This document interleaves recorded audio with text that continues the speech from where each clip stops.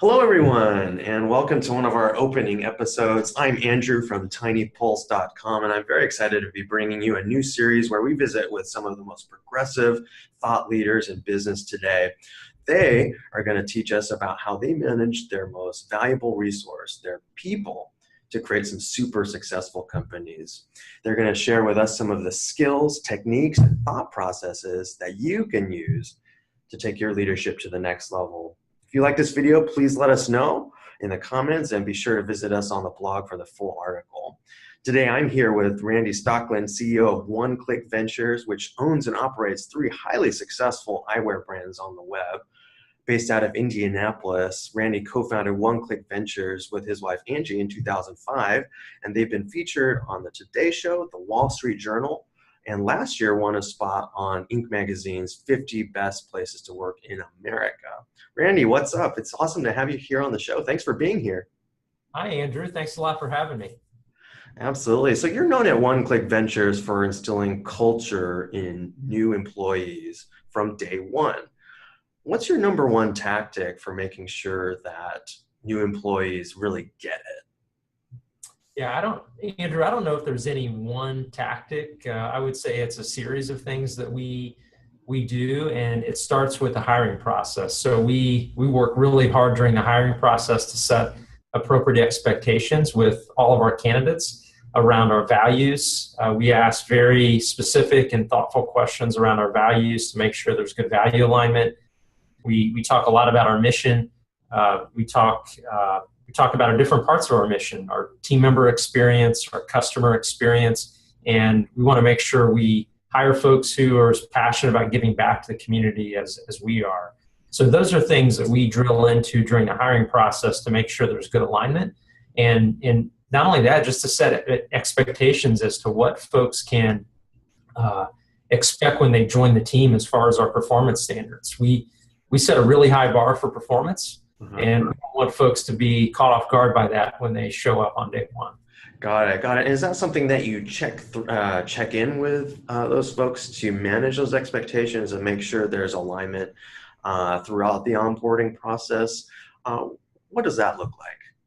Yeah, great question. So once folks are hired, we have a very scripted first week for them. So we have balloons waiting for them at their desk with a small welcome kit, welcome basket from the team that gets them connected to our brands in some way. We think that's really important.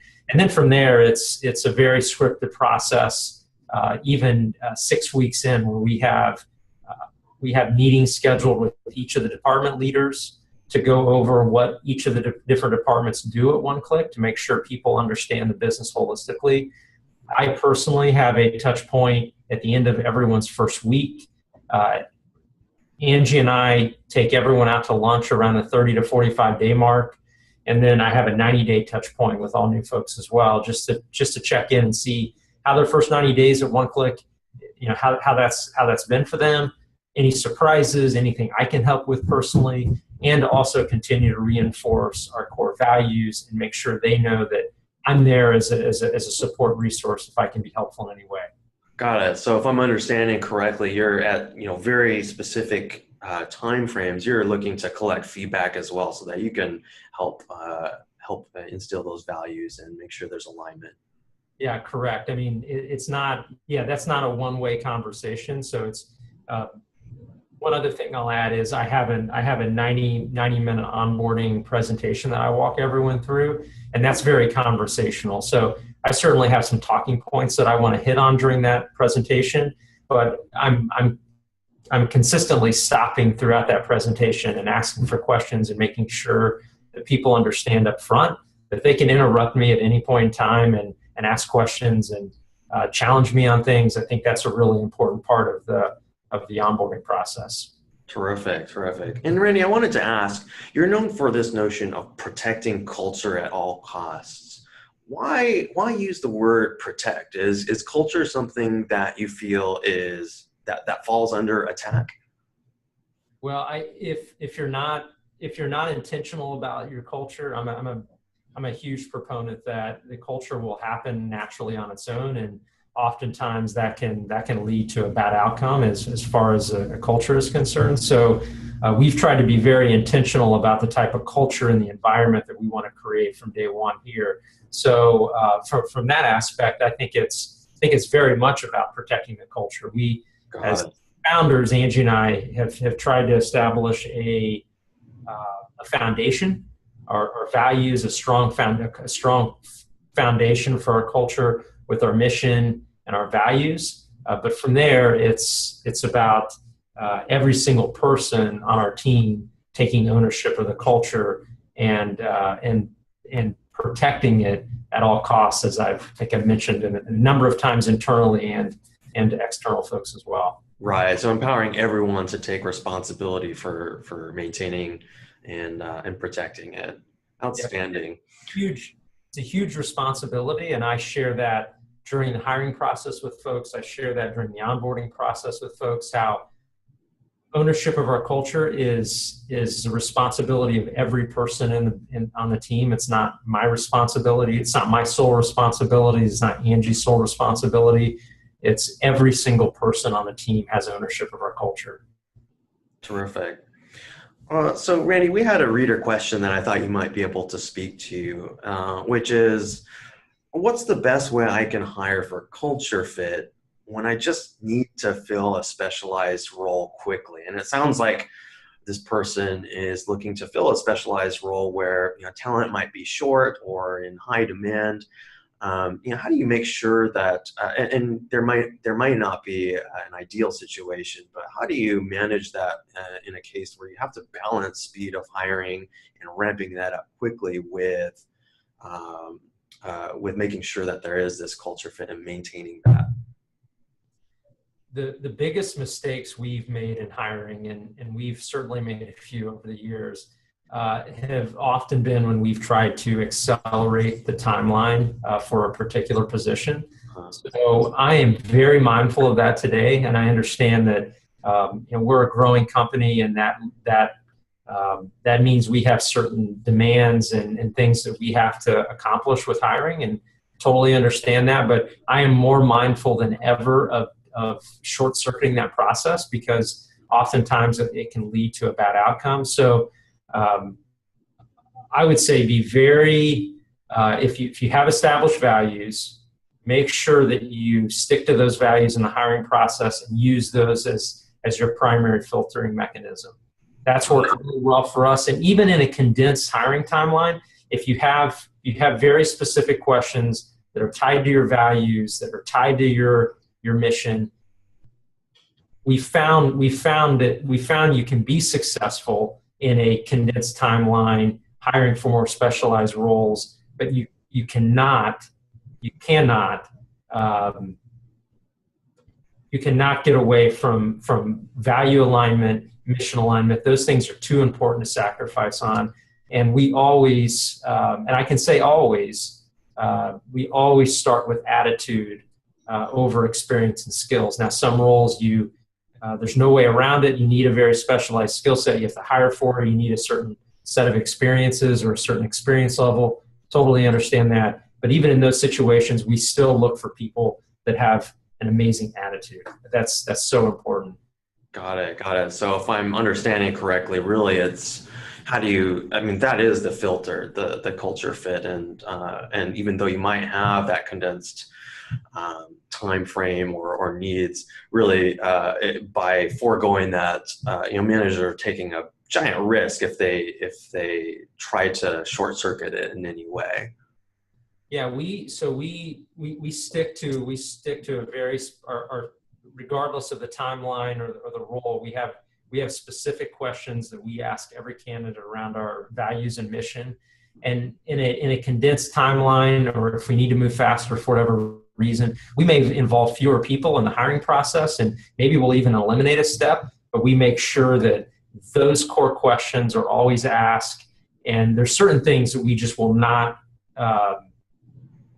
remove from the hiring process regardless of the timeline or the role. Got it. So people should be careful about what they remove from the hiring process, and perhaps even removing some folks from that, the interviews or the review process itself, as long as the culture fit is intact and being examined with great detail. That's a great tip. Terrific. So Randy, you and Angie started the business in your home, right? And we talked to a lot of entrepreneurs who have started in a similar way and are on a similar journey to hopefully become like you. What kinds of resources do you recommend that entrepreneurs seek, or what experiences should they try to add to their learning process? One of the most valuable things for me personally, and I know everyone's different in this regard, is just getting out into the business community and meeting with people. Uh-huh. So those are, I break that into like 3 different buckets for me personally: mentors, peers, and then I try to give back as much as I can to people that are looking for mentors that, may be at a different stage in their company life cycle than OneClick, but where I feel like I can plug in and help in some capacity. And I find that keeps me really sharp. So we're running a retail business at OneClick, and most of Indianapolis is running a B2B SaaS company in the technology space. So even though the business models are different, a lot of the same principles apply around scaling and leadership, and so a lot of the same problems are still surfacing in these companies. So there's some really good notes that you can share and things that you can learn. And I've just found that to be so valuable, not only in learning about leadership and growing a company, but also in terms of hiring. The better connected you are, the more access you're going to have to different people. And we've had a ton of success at OneClick hiring through our network. Got it. We'll have to talk to you again about conferences, since there seems to be a bit of a war going on as to how useful they are, and but that's another episode.